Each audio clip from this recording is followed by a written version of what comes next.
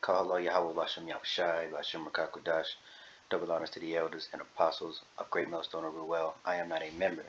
However, I've entered into their labors. Peace and mercy to the sincere brothers and sisters doing this, wherever you are, whatever your life may be. I'm going to attempt to make this quick only because the recording keeps failing. So I'm going to let this play, and that's going to be something, within the confines of the law, kind of going back to the basics. You're just getting some milk scriptures with this. And, I hate that another Jake fell victim to Esau's pseudoscience, right? Or falsely so-called science. So let's get there. We'll come. You know what? I need to open up another one. So I'm gonna keep this where it's at, and we're gonna open us another window. Bring you over here.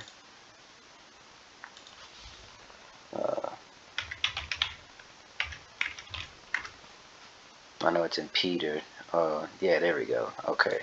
So we'll open up with this one. This is Peter.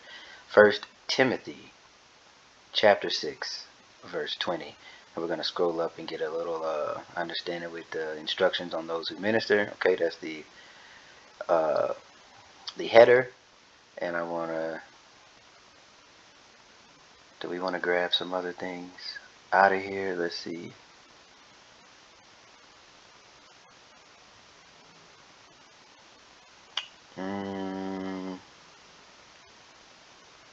Okay, yeah. We'll go straight to the point. 1 Timothy 6 and 20. O Timothy, keep that which is committed to thy trust.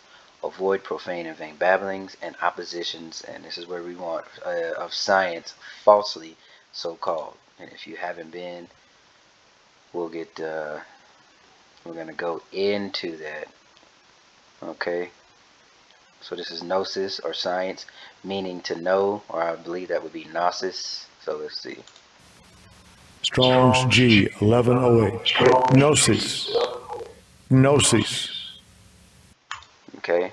So in the Greek, knowledge signifies in general intelligence, basically just to know something.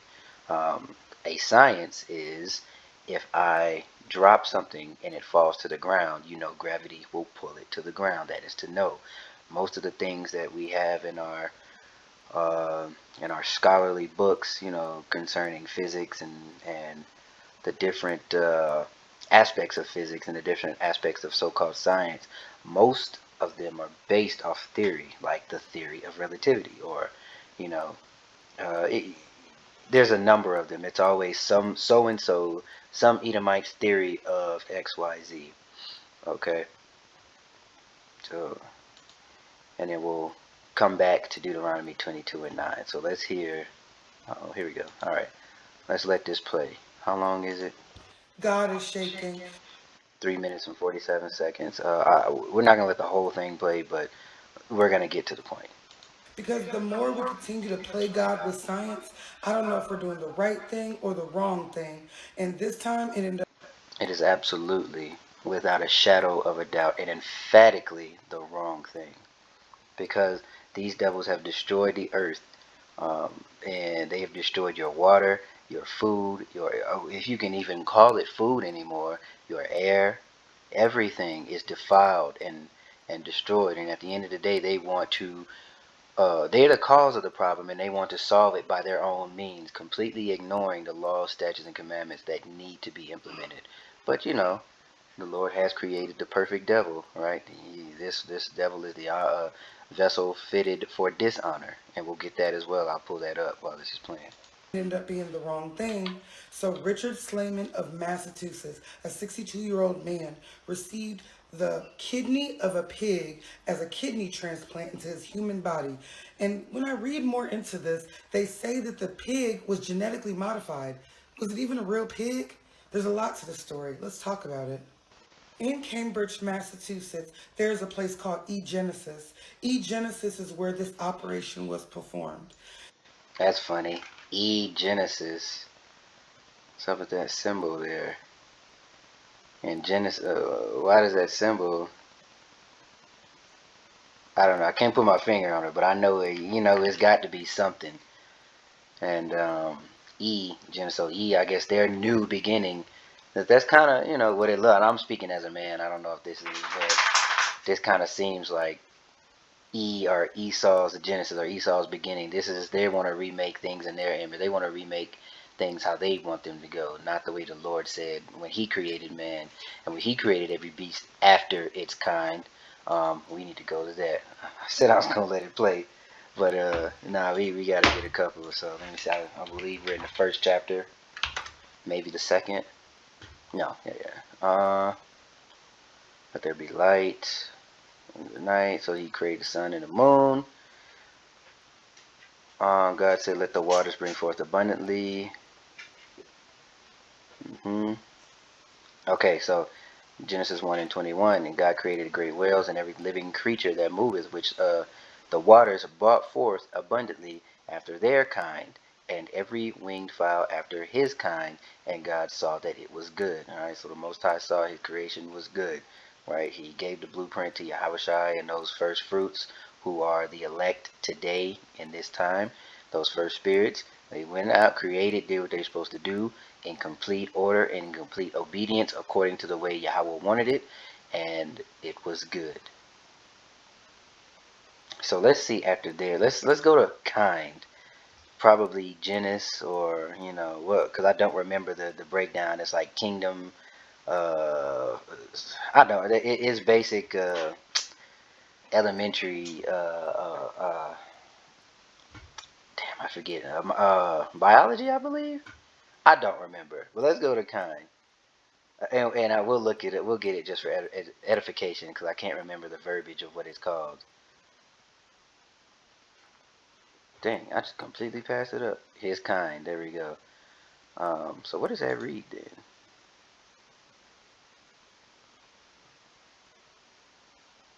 So this would be ma. Okay, you see that there. And then what is ma? There's ma. So there is ma.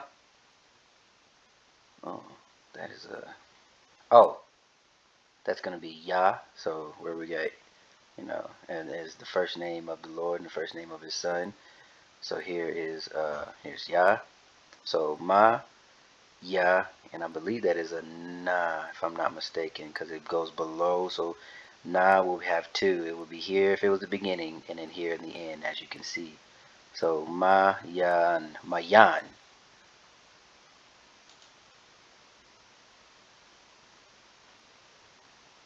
Species usually of animals. Okay. All right. And oh, I also needed to get Romans 9 and 22, because I mentioned this devil being fitted for destruction.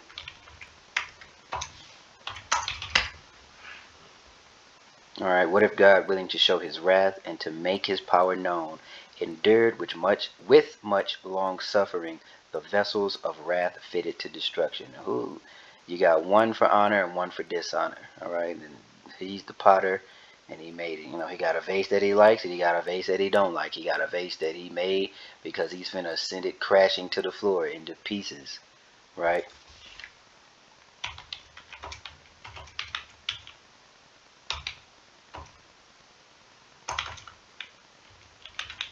I believe that's the verbiage. Okay, Obadiah 1 and 18, in the house of Jacob.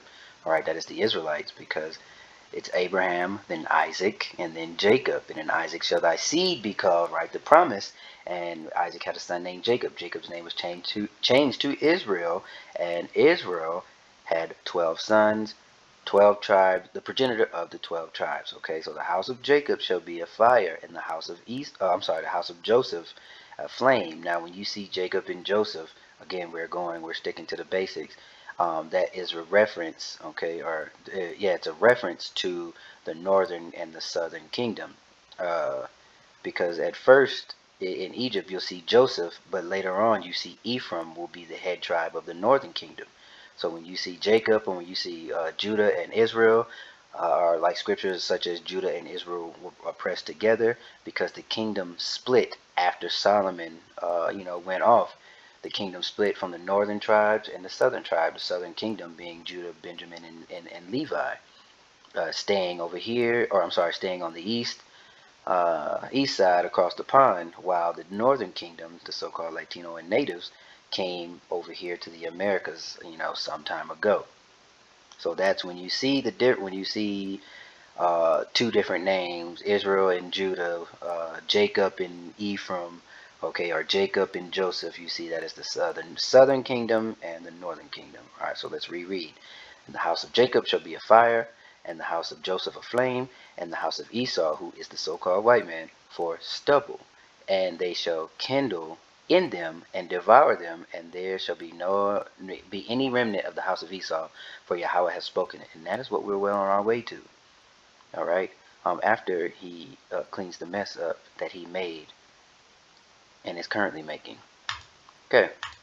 Now, Cambridge, Massachusetts is also the home of Harvard. I'm sure that there's a correlation there. But at this And I'm sorry to keep pausing it, but a lot of these colleges get funding to do wicked practices and researches because like how do you come to the point to where you gene splice a pig and then you think, oh, we can put it in a human, so you know what they've been doing before. If they've come out and they're doing it now, God, Lord knows what they've been doing in secret.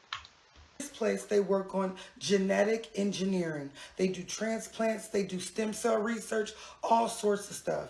And here's where they performed this very rare procedure, but also where they genetically modified this pig. Now, what was done to Mr. Slayman is called a xenotransplantation. Xenotransplantation is something when you take a species that's a whole different species and take living cells of that species and put it in another species. That is a xenotransplantation.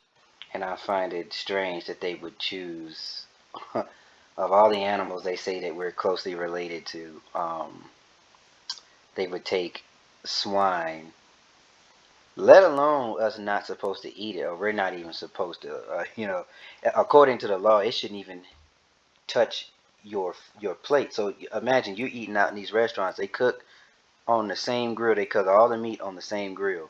But according to the scripture, according to the law, if we were sovereign, we would not even have that whole. Say if you barbecue, so you go to your friend's house and they made brisket today, but they made pork butt yesterday. That whole thing got to get thrown out.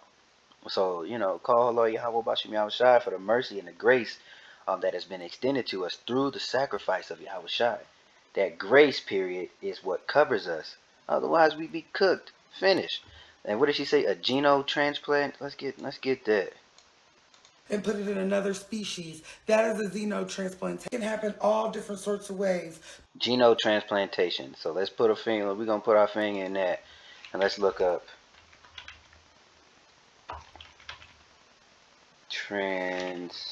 Nope.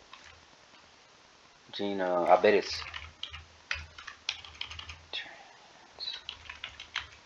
There we go. Oh, of course. Oh, I put it's Xeno, not Geno. Xeno, okay. Xenotransplantation is a procedure that involves the transplantation and implantation of infusion into a human recipient of either live cells. Why it gotta be the... Oh, good grief, man. Okay, so you see, and it just had to be a Jake, right? Had to be a Jake. They wanted transplantation, implantation, or infusion into a human recipient of either A, live cells, tissues, or organs from a non-human animal source, or human body fluid cells, tissues, or organs that have ex vivo contact with the non-human animal cells. And now let's look up what ex vivo means. So we're just gonna get definitions. We're just gonna break things down to the basic level. That's gonna be this video. Something, you know, being very basic and getting all definitions. So this kind of helps you learn a way that you can study. You break everything down. If you don't know it, look it up. So let's get ex vivo. It's Latin for something.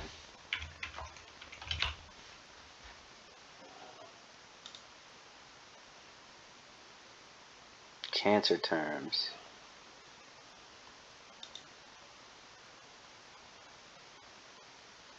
outside of the living body refers to a medical procedure in which an organ, cell, or tissues are taken from a living body for a treatment or procedure and then returned to the living body. Wow. All right. Okay, currently 10 patients die each day in the United States while on the wait list to receive life-saving vital organ transplant. Okay, so now imagine, we fast forward and they're like, hey, we don't need to do this. What we're going to put in you, in your right hand or in your forehead, it's going to regulate your hormone. It's going to regulate this. It's going to regulate that. It's going to fix everything in your body. All right, from the ground up. And we're going to monitor if we put something in you that doesn't belong. Let alone you're not supposed to ingest or eat. We're gonna put this in you, but don't worry. We got this implantable the device that will monitor it and keep you alive and make sure everything's on the up and up. You want to live, don't you? You want the function of your limbs, don't you? Oh, you're paralyzed. You want to walk, don't you? Here's how we're gonna do it. Take this, and it'll be voluntary at first, and then it will be mandatory, and that is according to the scriptures that you will be for. Those who refuse will be beheaded.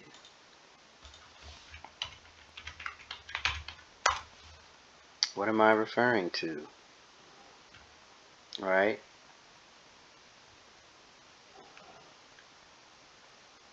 Revelation 20.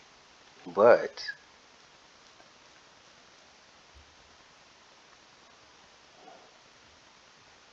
okay, so how you read this? 1 through 3. And I'm sorry. Yeah, 1. Let me read. Let me see. But the rest of the day were not 1,000 years. All right. And then when the 1,000 years were expired. Okay, so yeah, 1. This is the future vision. And then this is where we're at now. From 1400s, right, the Renaissance, up until now. His little season is where we're at right now. Okay, but this is what I'm going to get. Revelation 20 and 4. And I saw thrones, and they sat upon them, and the judgment was given unto them. And I saw the souls of them that were beheaded for the witness of Yahushua, and for the word of Yahweh, which had not worshipped the beast, neither his image, neither had received his mark upon their forehead or their hands. They lived and reigned with the Mashiach 1,000 years. And this 1,000 years is the cleanup period that these devils will be put in change, and to clean their mess that they've made of the earth. And that is why when we read Obadiah, where it said Jacob and Joseph will be a flame, but Esau will be stubble, and then they will be no more. They got to clean their mess, and then they're gone. Their job has been done. They were the Most High's whipping stick because we had went off and he wanted to show us what full-fledged wickedness looked like. All right, and that is in preparation of leadership. You must know good and evil. Okay, so I'm trying to make sure I didn't skip over anything. And we got enough. All right, we got enough of that. That makes sense. She also said it, so no need to beat a dead horse. But in this case, it was the kidneys, and what they did to make the bodies not disagree with each other was they took out 3 chromosomes and added 7, okay? And let me be clear, what they modified was the genes. They took 3 genes out of the pig kidney and they added 7 more to make it compatible. They also went in and enacted anything that would make it not disagree with the human body or any kind of diseases that directly come from pigs. Made sure all that stuff was killed off before they put it in Mr. Slayman. He actually was able to leave the hospital after the procedure, and he lived up until now. So it took him about 7 weeks to pass. And he said in his own words, when he was able to be discharged from the hospital, that he felt his best health. Now, he had undergone a kidney transplant before from a human. And that's why he tried this experiment. That didn't work out. Not only did the kidney start to fail, he was in dialysis 3 times a week with that kidney. Now, I have a lot of questions about that kidney. And I'm not a scientist. I just know a lot of science. Same. Was this person another race? Was this a woman's kidney? Couldn't you even do that? Was this the kidney of a child? Was this the kidney of an older person? Right now, there are 90,000 people in America alone waiting for a kidney transplant. That's a lot of people. People are not donating organs like they used to. I think it's just a bigger, scarier stigma. We took it off of our licenses. I don't really hear anybody saying, yeah, I'm going to be an organ donor. We look at it as a bit nefarious, but Right. So let's see. Because kidneys have such a huge function. And then, I mean, what happened with his original kidney? Is it something that's hereditary, right? Is it, did he exacerbate the situation with the way he lived, things he ate and drank? Who knows? Uh, let's see. We'll do primary.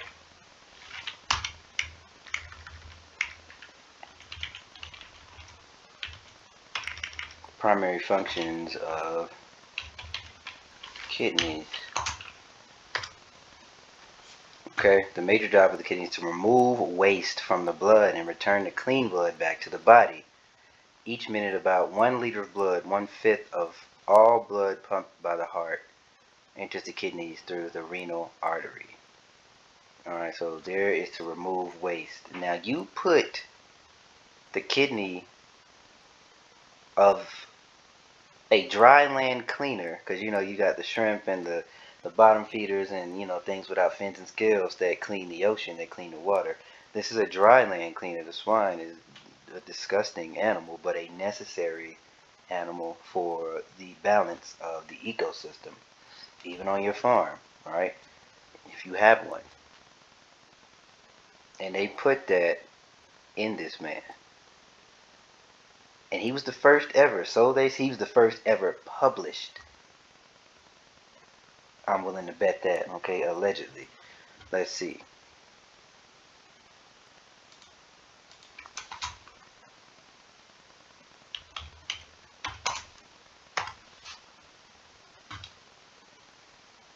Or filter waste from the well. I guess that they would do the same thing. I just wanted to see on my own. Filter waste from the blood, okay, produce urine. Okay.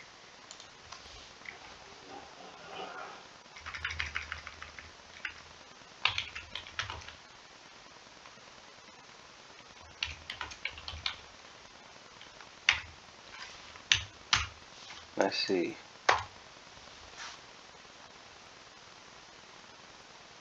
Pig kidneys have fewer total nephrons and fewer long loop nephrons compared with human kidneys. Moreover, pig vasopressin is more potent than human vasopressin, suggesting human vasopressin may be less potent on porcine, however you say that, porcine kidney receptors. What is vasopressin? All right.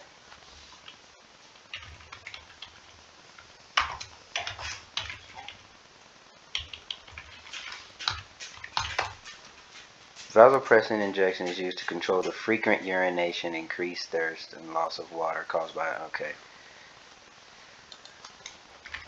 Not used for, let's see, what is?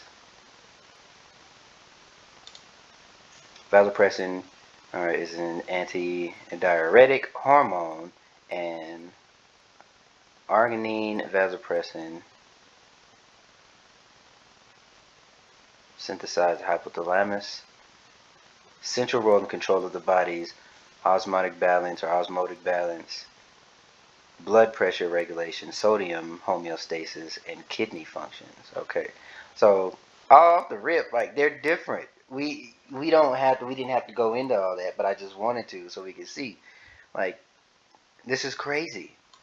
This is absolutely insane. Okay, and there was one other thing.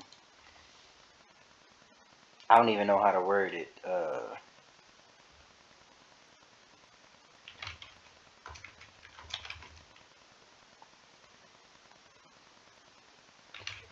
Animal groups. Yeah, so it's like kingdom, group, genus, classification. That's what I wanted. Animal classification. No. No, no, no, no, no. 7 classifications of animals. There it is. Kingdom, phylum, or division, class, order, family, genus, and species. That's what I was looking for in the beginning. Okay? Alright. And I think we've got enough on what she had to say. And if this was the one I originally opened up. And this is just for seed, right? This is talking about your vineyard, not even, mixing apples and oranges per se. Okay. Complete order. Look at this. Complete order. Deuteronomy 22:9. Thou shalt not sow thy vineyard with diverse seeds, lest the fruit of thy seed which thou hast sown and the fruit of thy vineyard be defiled. And now, if this is something as simple of your vineyard, what makes you think this is okay? And again, I'll harp, the Jake had to be the first, quote unquote, first to undergo this experiment. So let's get diverse. What do we got in diverse?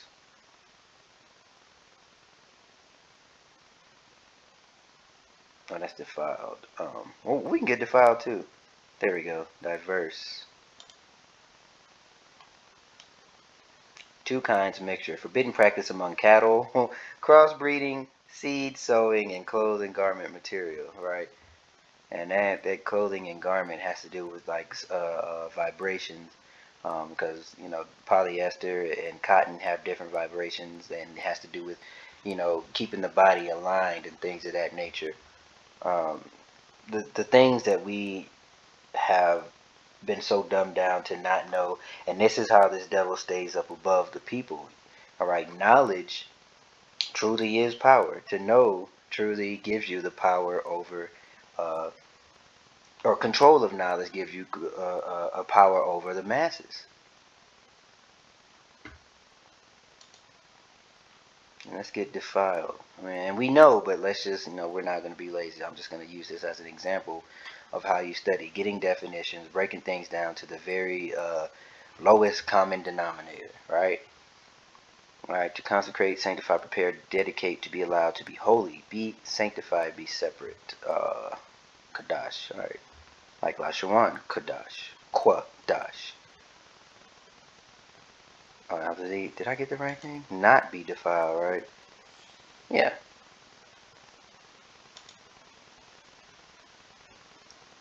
Sacred or majestic. So basically, the opposite of being defiled is hallowed, consecrated.